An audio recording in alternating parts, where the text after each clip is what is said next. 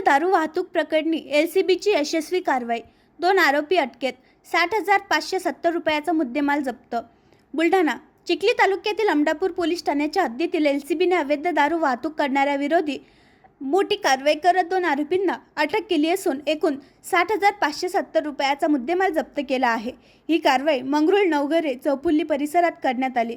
या कारवाईसाठी पोलीस अधीक्षक निलेश तांबे, अप्पर पोलीस अधीक्षक अमोल गायकवाड यांच्या मार्गदर्शनाखाली आणि पोलीस निरीक्षक सुनील अंबुलकर यांच्या आदेशाने स्थानिक गुन्हे शाखेचे नामदार police constable Sunil Misal, NPC अनंता फडतडे, सुनील मिसाळ आणि PC गणेश वाघ यांनी संयुक्तपणे ही कारवाई पार पाडली. स्थानिक गुन्हे शाखेचे नामदार पोलीस कॉन्स्टेबल सुनील मसाड यांनी दिलेल्या फिर्यादीवरून महाराष्ट्र दारूबंदी कायदा कलम 65 अ.इ. अंतर्गत गुन्हा नोंदवण्यात आला आहे. अटक करण्यात आलेल्या दोन्ही आरोपीकडून देशी दारू सकू संत्रा 180 मिली एकूण 132